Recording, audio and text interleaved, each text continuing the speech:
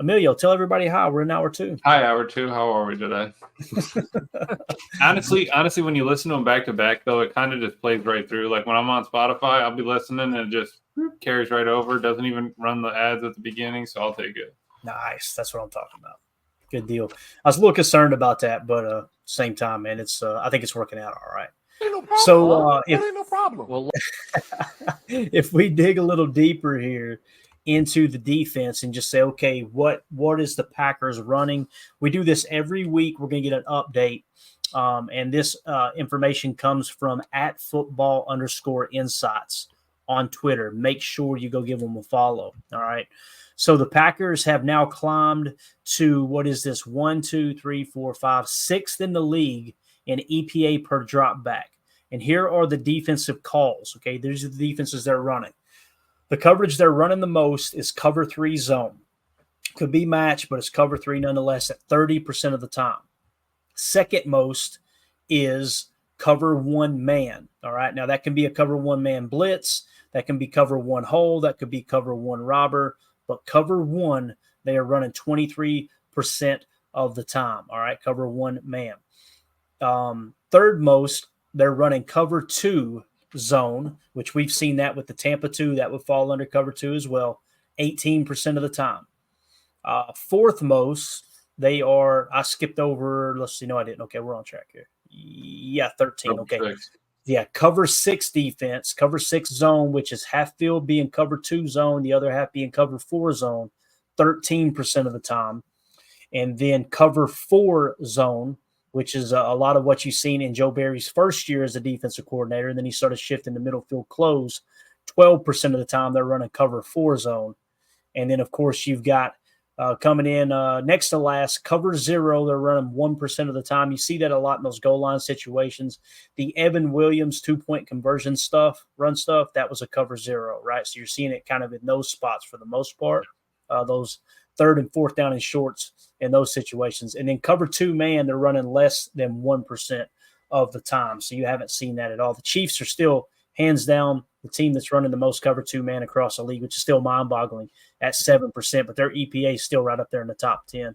What do you guys think about those coverages? Is that kind of what we're seeing on tape? I think when we're doing Chalk Talk, we're on track with how we're breaking it down. Y'all agree? Oh, yeah, for sure. I love that 0% cover 2 man. We're running some cover 1 and cover 0, which means like if we're going man, we're going man, you know, and if not, hey, we're playing zone. I love that cover 3 is the, you know, it's got the most, right? 30% plus we're in cover 3, keep everything in front of you.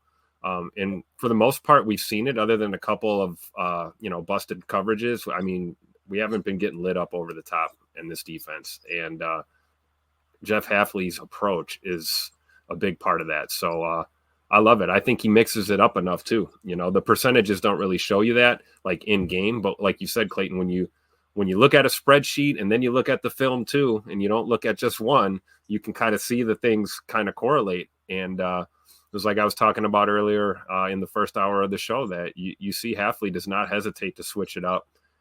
He's got a plethora of options that he can do, different sets that he can call, and he's got guys that he can move around. And it shows when you look at a chart like this. So I'm all for it. I love it. Yeah. And like Tim was saying, 0 on that cover 2 man. I think Hafley we talked about trust his players to be around the ball a lot more than needing a shell over the top. Trust them to be able to man up their guy and not have an issue. And what is cool is I think we did call out at least one, maybe 2 of those cover 6s that they were running in Chalk Talk yesterday. So just being able to see it all kind of, comes together when that happens. 50% of the time we're still middle field close.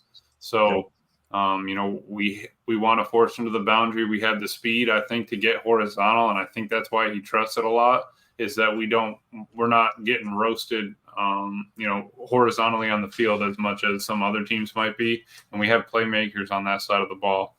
And it's been showing up. You're right. Xavier McKinney, Williams, those guys, they could cover laterally. Of course, we said all this, watch them come out and cover 2 man all day long against Jacksonville now. Right. Just to keep it interesting. Holmes MD1 in the chat. Good to see you, buddy. He says, many of the listeners don't know what schemes you are describing, Clayton. Ask the guys to help you assist teaching these concepts. No one knows what cover one means. I wouldn't say no one knows, but there's nothing wrong if you don't know what a cover one means. What I would suggest too, and we'll try to explain it as we go along for sure, but if you'll tune into the Chalk Talk shows, you can go back and watch every one of them. Just search Packers Total Access Chalk Talk. You will actually see us show you on the screen these coverages. So when we say cover one man, we'll exactly diagram it up for you, word for word, player for player. Same thing with the cover three, everything that we're running. That's the whole purpose of Chalk Talk, is to give that visualization. Right now, if people listen on the pod, there's only so much we can do with that. But for the most part, let's talk about the three coverages we run the most. All right, just to give you a quick diagram here. If I can explain it well enough. Cover three, we're running 30% of the time. A cover three zone is 3 deep defenders, okay, is all that means. You're in zone coverage. It can be match as well, but you're in zone coverage and you've got 3 deep defenders. Your deep defenders are responsible for a third of the field, right? Deep third left, deep third center, deep third right. It's really that simple.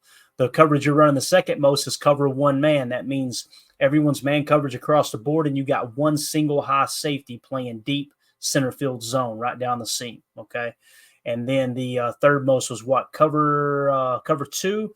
Cover two zone is, instead of having 3 deep safeties or 3 deep zones, you've only got 2 deep zones, all right? Which means those 2 deep zones, it could be 2 safeties, it could be a corner safety combo, but their responsibility is deep halves. So they've each got responsibility to cover half the field in those deep zones. So hopefully that explains it enough there. Now you can mix and match blitzes with it as well. It still makes it a cover 2 or a cover 3, even though you might do a mock fire, you might do a cat blitz, you might do a nickel blitz. But if you got those 3 deep, it's still cover 3 zones. So hopefully that helps and explains that there. So, all right, let's see. So anything else you guys want to hit on those coverages? What's that? Coach Haddad has it on Victory on his rysports.com. He's got a complete guide that you can kind of just peel through and look at different coverages, stuff like that, just to get an idea. Kind of goes into explaining it wordy underneath, and then gives you kind of the picture of both. Definitely. Tim, did Emilio get glitchy with you just now, or was that just on mine? Yeah, I heard that for a second. Okay, cool. We heard what you said, Emilio. I just wanted to, anytime that stuff happens, I want to try to stop for a second and go, okay, is it on my end or not? You know what I mean? No, I think it was my end. That's my bad. Coach Haddad does a great job with that. It's called Victory Sports. It's VIQ. So it's like, instead of the IC, it's IQ. Yeah. Would y'all slip up and put something on the screen you wasn't supposed to? No, it's here. Uncle Eric with the comment of the night. Yeah, I clicked on one of the ads in the videos under this pod. So yeah, man, I seen the funniest meme the other day. It was that guy, what's it called? The band called The Weeknd that performed at the Super Bowl a few years back. And you remember that, where he's like running through the maze trying to get out. You know what I'm talking about? It's kind of the music video or whatever. And somebody said it was I shouldn't even say it. People trying to get out of the Temu factory is what it says. I was like, Jesus, y'all are so mean. So mean. But anyway, 2-0 for this. His mic is a cannoli. I wish it was K-Man. I could go for a cannoli right now. You know what would be cool is if, I don't know, do you have all these screenshots? If we just clip the Packers week by week and just stack them into a little picture and see how the percentages change? I bet I could go find it. It would take a little bit of time. I definitely have them saved on my computer somewhere. I'm not responsible enough to title. Yeah, let's talk about your folder organization on that computer, Clay. Emilio, how many times Emilio said, Clay, Control F, man. Yeah. Just Control. We need to. Yeah, I don't think he's added. I'm doing over here. Hasn't added a new folder. He's still saving everything in downloads, and I mean, that thing is packed. I pretty much do everything on the show, guys. Like, I create my own thumbnails and all that. That's why they look so horrible. But Emilio, one time he seen me download a photo and put it into my Photoshop program, and he went, Clayton, you can just copy the image and paste it right in there. I was like, what is this sorcery? Are you kidding? Even 2 minutes a picture, man. We've been edit tuning this thing up. That? Perfect Ryan drop. I love it. All right, let's shift gears to offense. All right, we always talk about the explosives. It's another key component of getting those dubs on Sunday. Packers are still sitting in second place with explosive plays across the NFL. The Detroit Lions are in first place at 12.8%. The Packers are second at 12.4%. The Colts are third at 12%. Some people are going, what the hell is an explosive play, Clayton? Glad you asked.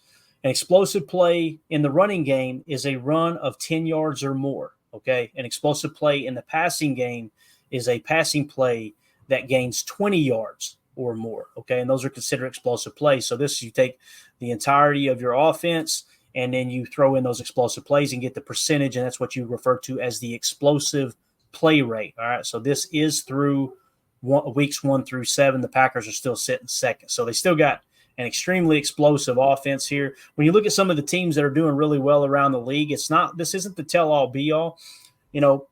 Turnovers are huge, probably the most important aspect of the game. We talk about the middle eight. We talk about red zone defense. We talk about red zone offense. We talk about explosive plays. You throw all this into a pot together is really what makes the recipe for success. But when you look at these teams, the Detroit Lions are arguably the second best team in the league right now. Some would say they're better than the Chiefs, right? The Chiefs just figure out a way to win, and it's absolutely wild.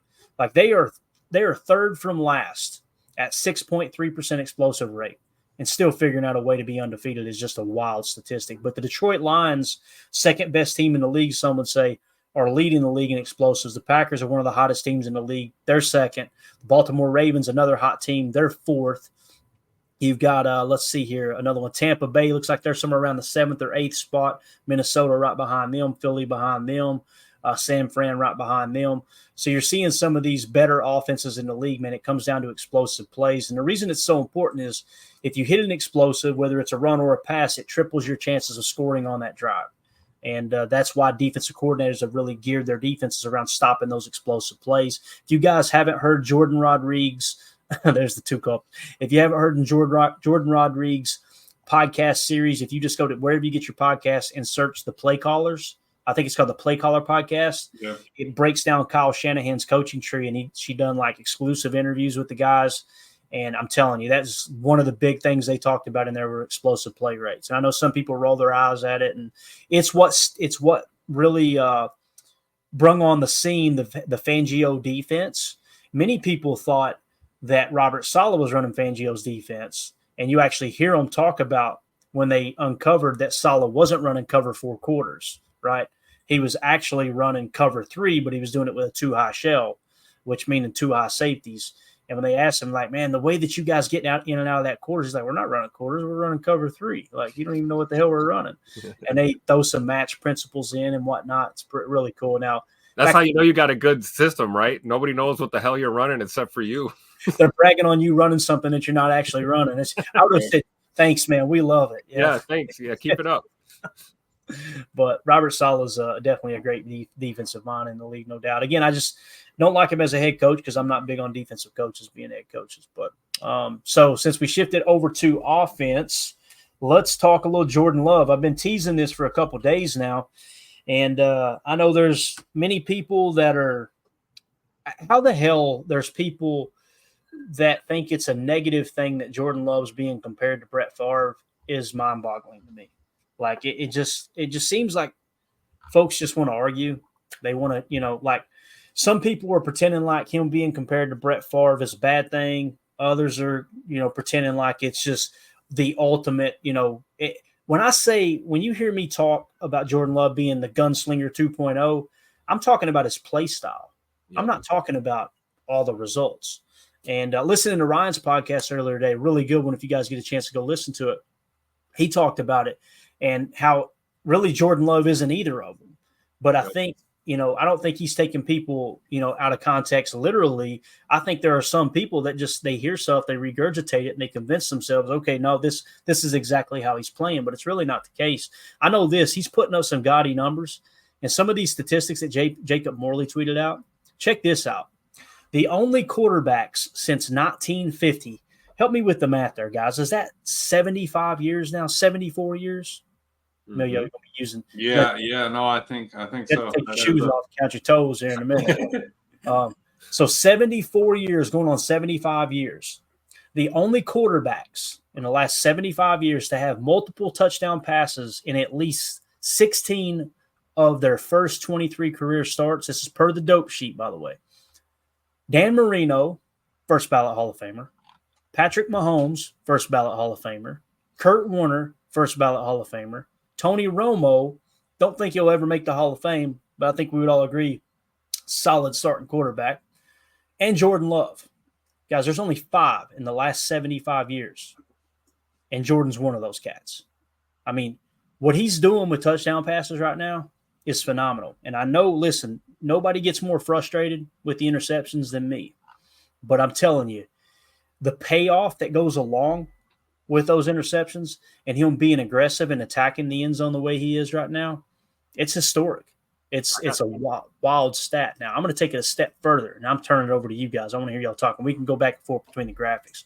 Our good buddy Rob Westerman over at GBP Daily tweeted out, passing touchdowns in their first 22 starts. All right, so in their first 22 starts as a quarterback, Bart Starr had 15. All right, Brett Favre had 28. Aaron Rodgers had 39. And in his first 22 starts, Jordan Love has 45 touchdown passes.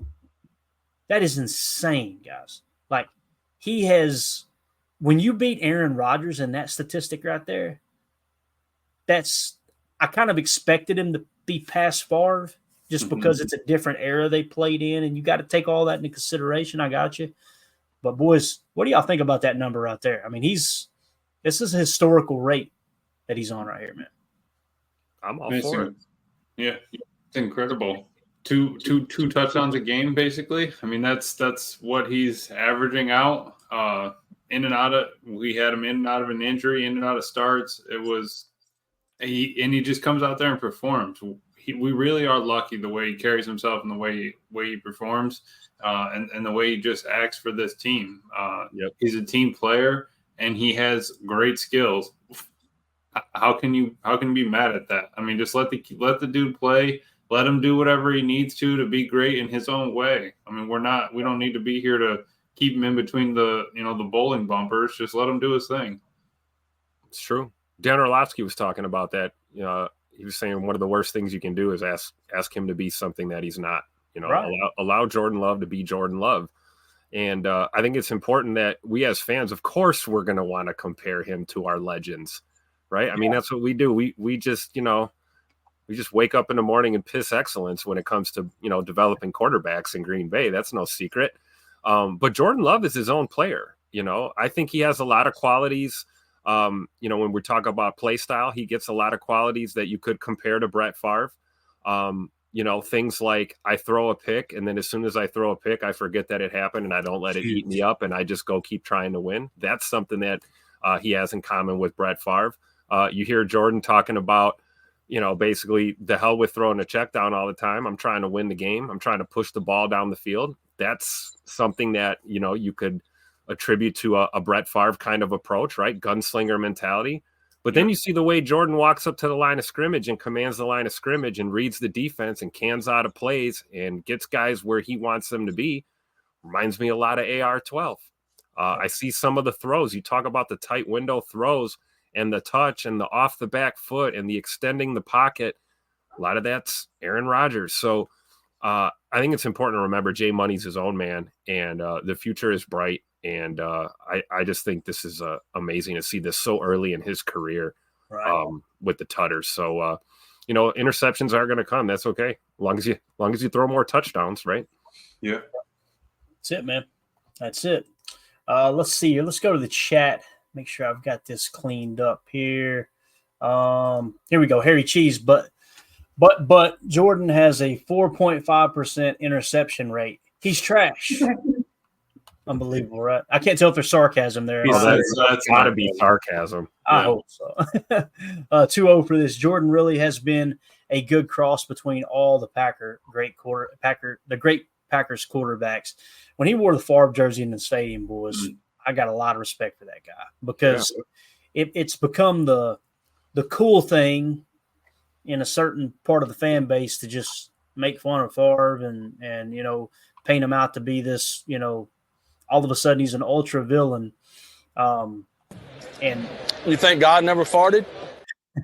the fact that Jordan just said, you know what, the hell with all that, guys. I'm gonna wear his jersey today.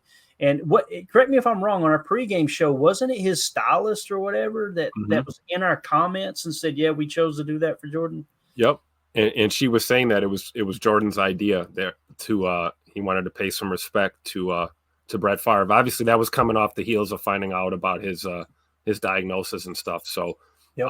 I think that's really cool, showing solidarity with one of our Hall of Famers, one of our legends, and it just shows his leadership. Really does. I mean, that here you want a comparison. He's cut from that Bart Starr cloth as the type of leader, the type of guy you want in your locker room, the type of guy you want in your community. You know, the type of teammate that you want in your organization. So you see a lot of those traits in Jordan Love. You know. Yeah, no doubt. Let's see. Milltown Corey says, how many of Love's picks are not his fault? Probably at least 3. Yeah, I think that's probably a pretty accurate number. So if that's the case, then, I think I've actually got his stats pulled up here. Let me drop this down. We had the one where was at Wicks, somebody slipped and fell. You know, that was Bo Melton. Yeah, Bo Melton. Oh, Bo Melton, right. Yeah, that throw would have been on the money if he didn't fall. I mean, and you had the Luke Musgrave where he jumped up and tipped it, right? Yep. That type of thing. I'm not saying it was a good throw, but it is what it is, right? But yeah, if you were to, let's say you did remove 3, then that stat line looks a lot better at 15-5 and 15-8, no doubt. And what's really cool is his rating is now up. His passer rating is now up to 94.1. So that's slowly climbing up. You love to see that. Completion percentage is at 61.5%. I want to see that up near 63, 64 at a minimum. People were going, no, it should be higher than that. You guys realize that Aaron Rodgers' career completion percentage in Green Bay was 65%? That's right, 65%. 65%. 65%. That's what Tim's so quick with that. He knew where I was going. That wasn't me. That was Emilio. Was it Emilio? You should have just took the credit, Tim. You got to learn how to say No, I'm not like that. Let's see here. United Bates. Things will only get better. We have a real one. I completely agree with that. You remember last year, he really kind of fine-tuned everything toward the end of the year. Oh, yeah, by the way, guys, he tore his MCL this year too. You know, funny. You know what I mean? Like you sprain an MCL, which is a tear, right, Emilio? It's just not completely torn. It's right. It's a tear that didn't require surgery, basically. There you go. R.E. Ironminer, he is incredible. Let him go. He makes up for it. Completely agree, man. You got to take the good with the bad, right? Holmes MD1 says, yes, I believe that to be what I've encountered. Fan how you fan, I don't care. All right, I'm sorry, I shouldn't have marked that. I didn't realize what was Trudy in the chat says, I just don't like when people compare Love to Favre only as an insult about INTs. True. Completely agree. Yep. Let's see. Respect Oranges says he's going for the win. Have to accept the dangers. Boy, nobody was complaining when he threw that freaking missile to Tucker Kraft in the end zone the other day, were they? Nope. So 2-0 for this. We still have 10 games left for him to get the picks down, and when that happens, the TDs go up. Amen. Yeah, that's what we're looking for, right? Those poor decision picks. We want those to go away. You're always going to have a ball that's on the money, and then you get a tip, or somebody loses their footing. That's not on the quarterback. But a couple of those, like that we saw on Sunday, those were on our quarterback, and those are the ones you wanna eliminate. Yeah, and he's tied for second in the league right now with touchdown passes at 15. All right, yeah, Baker Mayfield at 18, and he's got 7 interceptions. Lamar Jackson at 15 touchdowns, only 2 picks. Right now, it's probably your front runner for MVP. Jordan Love is officially in the MVP conversation. There's no two ways about that. Now, do I think he has a really good chance of winning it at this moment? No. See me in about 4 weeks, though. We might be feeling different, right? So, what are you laughing about, man? What's your problem? See me in 4 weeks. I might feel differently about that. I like that. Because we got a big game. We got Jaguars coming up, then we got a divisional against the Lions. I mean, we're gonna have some answers, this week and next, definitely. Definitely. Coach Lynn in the chat said Jordan has been a superstar ever since we drafted him. I'm co-signing that statement. I'm with you, Coach Lynn. I'll tell you this, man. When he came out and played against the Chiefs, you could tell the game plan was really, really harnessed. Mm-hmm. But the thing I noticed was this dude, he's not nervous. Like he looks like he can handle this, Randy Cleavers keeps it simple, says, that's my quarterback. That's right. I don't think we have that anymore, do we, Tim? You got rid of it. I'm going to blame you. No, we don't have that.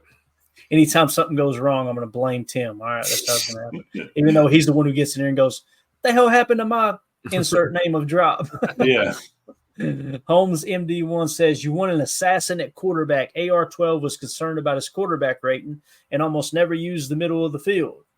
Define almost never, because a lot of Aaron Rodgers highlights throwing lasers over the middle. You can show unless I'm watching different tape. You can show it all day long. But here's the thing that I will say: the same people. This is the part that does bother me. Many of the same people who complained about Rodgers never taking a chance, right? What's he doing? He's not taking shots, blah, blah, blah, are the ones now complaining that Jordan Love's throwing interceptions. Exactly. And the more chances you take, the more times you chuck the ball down the field, the more picks you're going to throw. It's just math. You got to pick one, but they don't want to pick. They don't want to pick that. They don't want to make that decision or make that choice. They just would rather have Jordan fix it. Yep. I can't have a decision, but Jordan's got to fix his problems. Yep. Right, exactly, yeah. So, but yeah, I agree there, Holmes. I think that's a good point there, man, about the whole assassin at quarterback. I don't think AR-12 was going out there going, man, I got to keep my passer rating up. But I do think he understood the value of not turning the football over. Mm-hmm. And that's why he's got one of the highest winning percentages in the history of the league as a quarterback, right? Protecting the football is the top priority. There's no two ways about that. All right, let's see here. Randy Cleavers, you have to love the gunslinger attitude. I'm like I said, man, I am completely so like it. Every Sunday, I'm excited to watch football. With Aaron's last couple of years, the fan base was so divided since he decided that he didn't feel like he should have to tell the entire human population whether or not he got a shot or not. It's like, man, I'm so sick of everybody being so divided over this. Now, when you look up at Jordan, it's like everyone seems to be behind him. There's very few that are anti-Jordan Love from what I can gather, and that's definitely a good thing. I just so disappointed in a fan base to allow something. I mean, let's be honest, it was political is what it was. It was more political than it was about, anyway, it is what it is. Shouldn't have even brought it up. Yeah, there you go. Thank you, Coach Ab. All right, so we hit on that, those key statistics. Now let's shift gears to this. I thought was really cool. Tay Wicks. Let's talk a little Tay Wicks for a minute. Listen, Tay Wicks got to sure up the hands, right? There's no two ways about that. We've talked about that over and over and over. Fantasy points data tweeted out. Wide receiver leaders by separation win share. Okay, so the separation win share of their team. Okay, Dontavion Wicks is fourth in the league. He has 41.5%. Okay.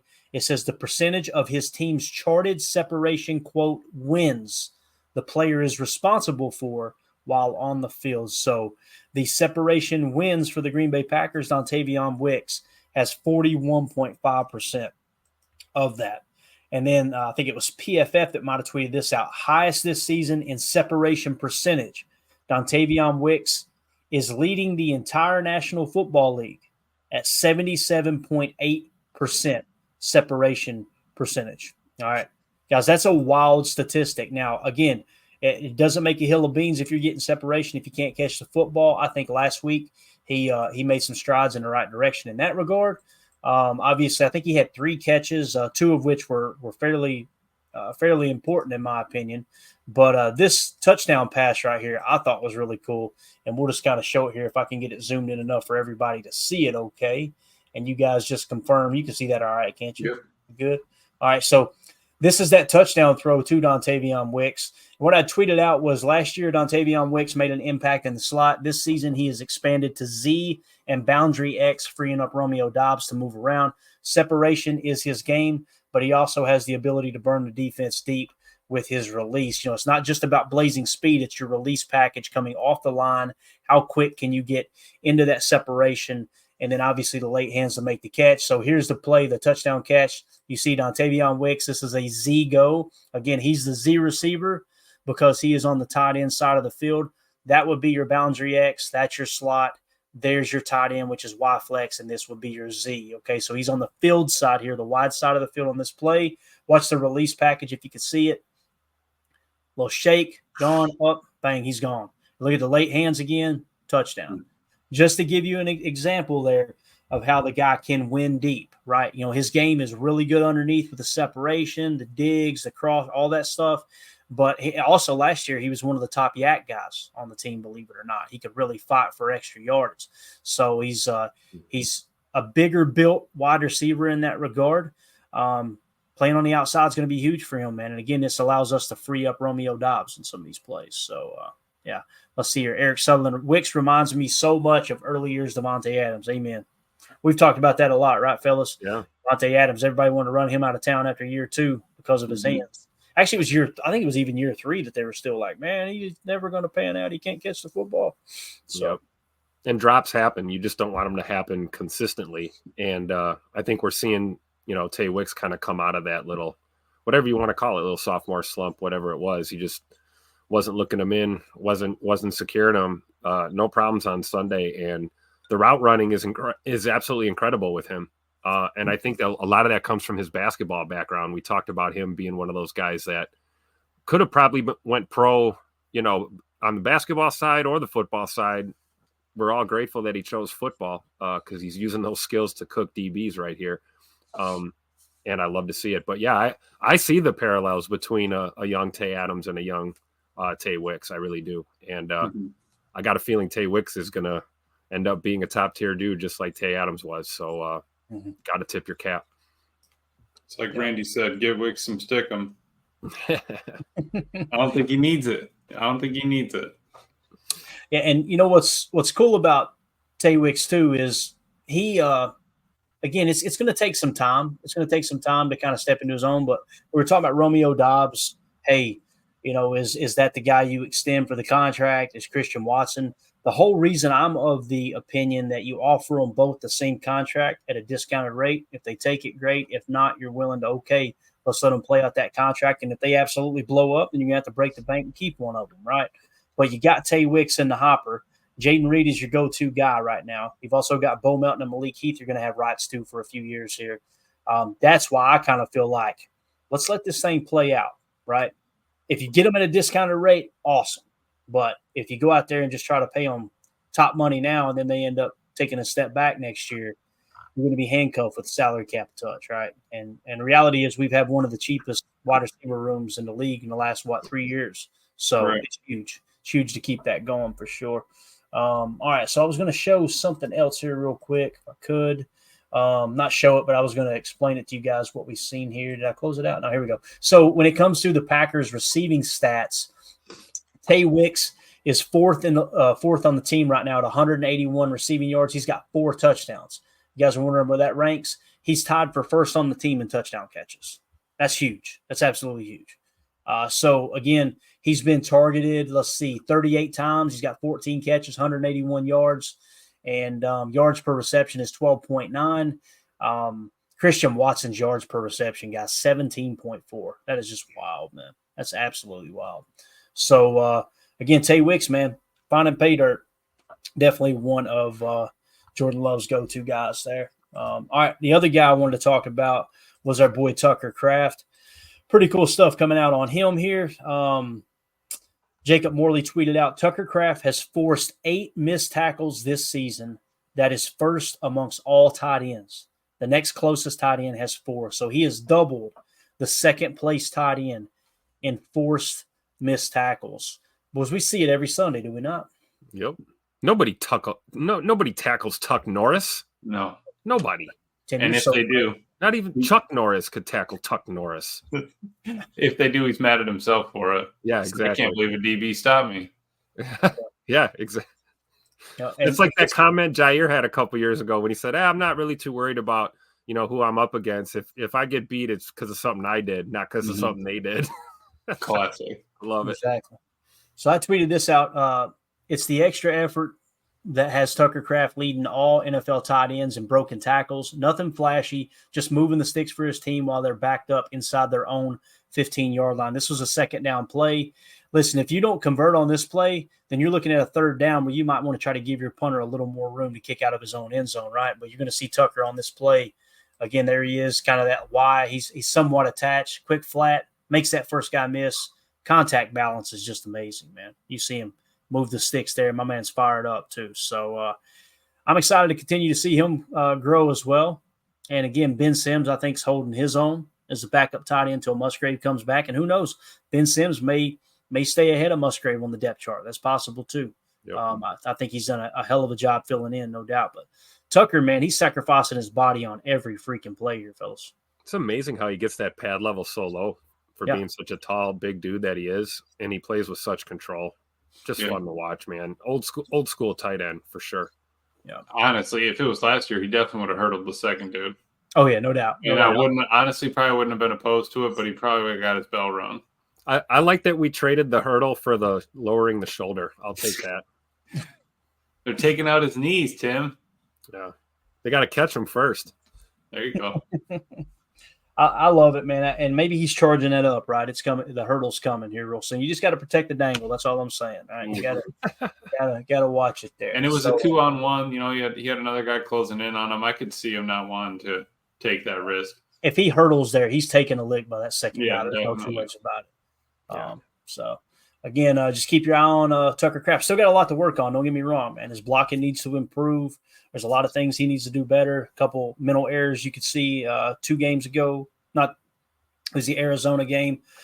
He was literally 8 yards down the field trying to run, blocking everybody else was running pass routes. It's like, what the hell are you doing, bub? Obviously, you're in the wrong here.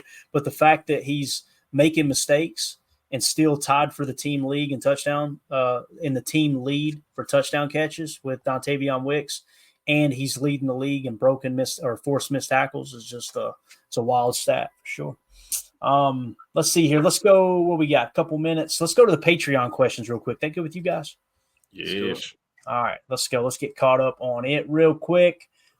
And again, if you guys want to join the Patreon group, just go to patreon.com/Packer Fan Total Access. We got questions for the show section in there where you'll get your questions read over the air, as well as super chats, obviously, on YouTube. Same thing. We try to get to everybody's comments that we can, but obviously you want to prioritize those that are supporting the channel. We appreciate y'all.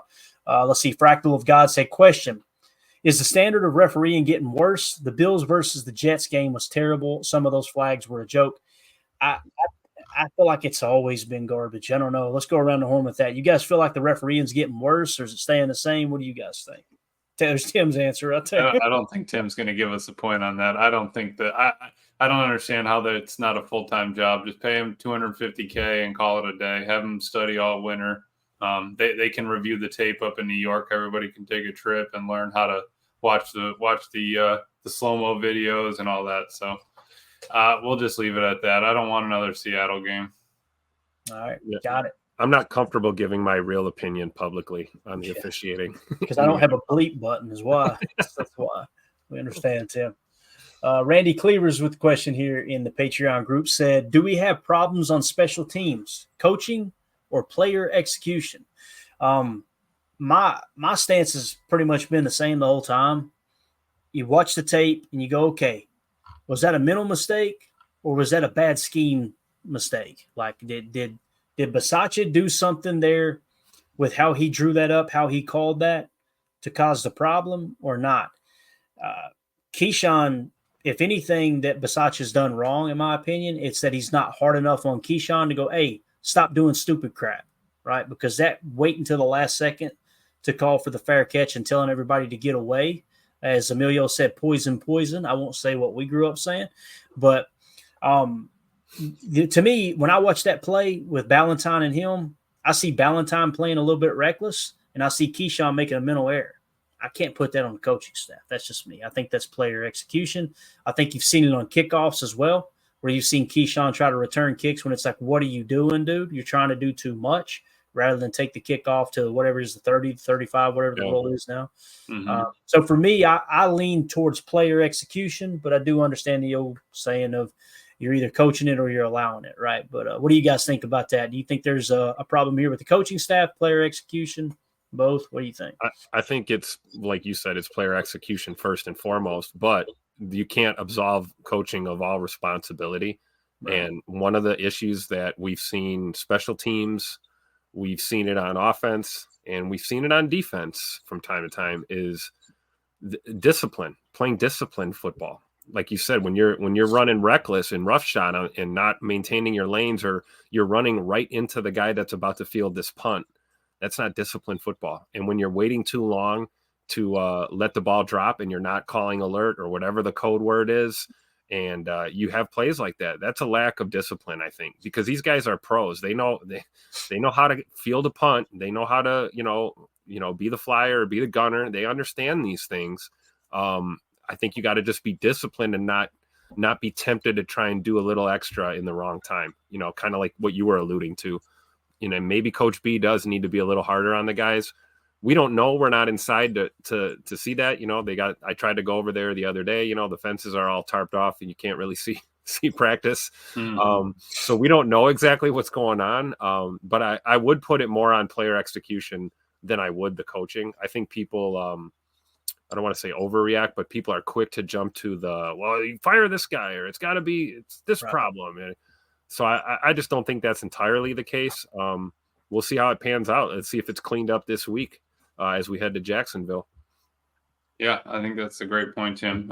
You really can't put it on, put it on one or the other. I think it's both their problems. Like Matt was saying, Eric Wilson played a great game of defense, and he was still showing up on their defense, right?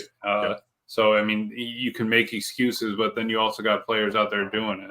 So it's kind of tough. And I think it's just a thing that they got to see. They got to realize that they made the mistake, make them now during the season, get all those jitters out. So by the time it's a no, you can't make that mistake in that moment. We'll be past all of our hiccups and on the right track. Yeah, definitely. Let's see. Let's go to the chat real quick, see what they're saying. Harry Cheese says you could coach them all damn day the right way, but you're relying on the players to learn, listen, and execute. Can't disagree with that, man. Coach Lynn, a player-led team, player take responsibility. I agree, and I think that's getting somewhat emotional back there. Like I say, Keyshawn's trying to. You can see his frustration every single kickoff that goes through the end zone, right? But and I think that's half of Bisaccia's battle is having to keep Keyshawn's head on straight, and in the fact of, hey, the kicks are going to come.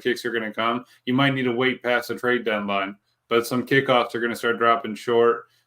Something's going to happen. So I think that he's doing a great job on that in that aspect as well.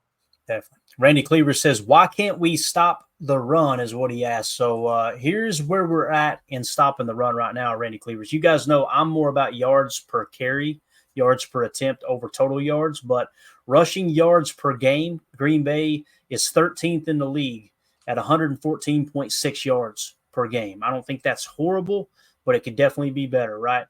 Rushing defense as far as opponents' yards per rush attempt, Green Bay is actually not at 4.3. I put more stock in that statistic than the overall rushing yards.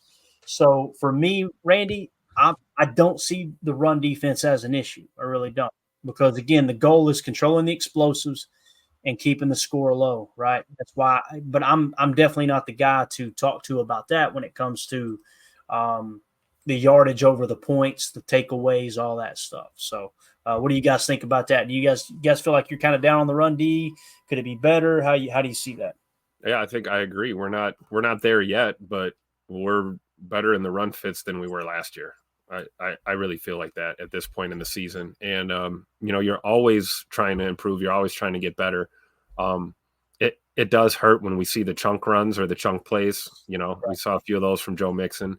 We got to clean that up, shore it up. But again, we're, a handful of games into Hafley's tenure. The defense has been installed. Game plan is different every week.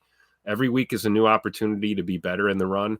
And, that's not just your guys up front or in the middle or on the back end. It's everybody being gap discipline and, not trying to freelance out there and, know your role and shut your mouth. And, go play football. Hafley talked about that. Let guys play with their hair on fire, not having to diagnose too much out there, not having too much on your plate. Just here's your fit. Here's your responsibility. Go out there and execute. And it's taken time, but hey, I'll take, what were we, 9th? You said 9th in yards per attempt? We're 9th in yards per attempt, and we were 13th in total rushing yards per game. Yeah. What do we have the numbers from 2023 at this point in the season? What are we, week 7, week 8? I couldn't find it for this point in the season, but we can definitely go 2023. Okay. And let's see. Opponent we had Saquon go off. We had Mixon go off. Right. So like premier running backs in the NFL. Right. And I'm really not mad at them getting 100 yards, honestly. Like I really could care less about it. Unless if you get a 200-yard rusher, all right, we got a problem. But Hafley, we can always bring extra people down. We can always do more. I think you good with the bad and you get them into advantageous situations for your defense. Let a couple of runs slip through. Yeah. So in 2023, Tim, to answer your question, yards per carry allowed for Green Bay, 4.5 yards per carry. That was 25th in the league. So we went from 25th to 9th.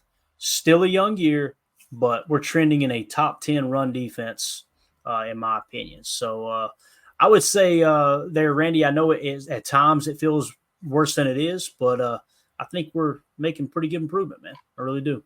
Cheesehead Murph, we got to go rapid fire. We're way over. I apologize, guys. If y'all need to go, you just go, all right?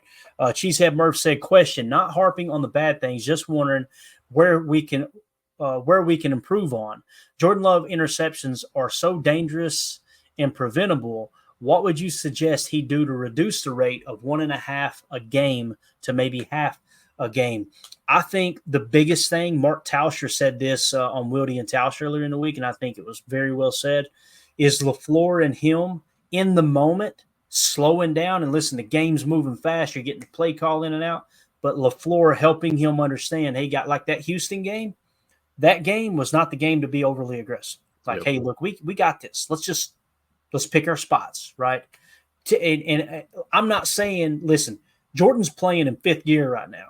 He's got this, I about said a really bad word. He's got this thing wide open, right? Maybe just say, look, throttle back, drop her down into 4th. Let's cruise a touch here, right? Well, you're supposed to drop a gear to disappear, Clayton. Come on, you can't drop a gear. You're going to be revving that thing way up. He's going to be redlining if he drops it down. Harness. You need that harness, Emilio. You need something to go. He's got to slow down. He's talking more just downshift, let off the clutch, let her ride a little. You need to don't use your brakes, just downshift so that you can get to the red light eventually. I got you. That's fair. You need to feel that engine whine a little bit. Like, okay, yeah, I'm going a little too hard here. Let's back it. And maybe some of that is, you're right. It's on Coach LaFleur, right? Like if you see that in that situation, maybe you're calling a few different sets for him. You're sending guys on, those slants that, we throw slants to Rome like no problem, right? Dial up a couple of those, get them feeling good. We're still pushing the ball down the field just incrementally rather than trying to take the risky throw to make the big explosive, But again, we talked about this earlier. This is what we love about his game too, right? The guy he's got the gunslinger mentality. He's trying to go out there and thread the needle. I think you hit it on the head though, Clayton. You just got to throttle that a little bit, Mm-hmm. Yeah. Yes. Ron Sample with the super chat, with the got me all to hell over here with the Patreon group says, so Keyshawn Nixon is playing solid as an outside corner. Should we be giving Goot his flowers for the bargain contract for an outside corner? I don't think he's playing like great. That's me personally. And you guys know he has surprised the heck out of me outside. I think he's playing good, right? So when you take into consideration, Ron, what he's getting paid, what is it like on average $6 million per year is what we're kind of sitting at there. Mm-hmm. Yeah, you got to give Goody his flowers, man. It ended up being now. Listen, Goody didn't sign him and go, hey guys, here's what we're gonna do. We're gonna kick him outside. Right. You know what I mean? So I think that's Hafley. Unlocking Keyshawn Nixon. And you want to talk about something I'm surprised. There's a surprise. I don't think he's lights out, like playing lights out on the boundary, but I was not familiar that was a part of his game. And I thought for sure he was a return guy and a slot corner at the most. I still feel like the slot is probably his strength out there, but I think he's serviceable on the boundary. I mean, he's not a full blown liability on the boundary. So I think to Ron's point, it does. It kind of makes it's like we double dipped a little bit. We got a 2-for-1 deal. Jacob would be proud, right? We went and hit the bargain bin with the Ross deal. Yeah, hit the Ross deal. Gotta love it. I hit a Ross deal the other day, let me tell you. But how I would look at it is, honestly, I'd give Good his flowers for not pulling the trigger on a corner until the 7th round in this past draft. We were way off taking Kool-Aid and, wanting to kick the wall down and, oh yeah, but it wasn't in the cards for us. We needed 3 safeties. We didn't see it that way, and I'm happy we didn't because it's paying off, and that opened up Keyshawn to go into the outside. If not, he would have been buried in the slot there. He went up and grabbed Javon Bullard and Evan Williams. You hit it on the head. That's what allows them to move Keyshawn around like that because we're so safe on the back end, right? Right. Yeah. And the final Patreon question here, Emilio snuck one in during the show. Has Clayton seen White Chicks yet?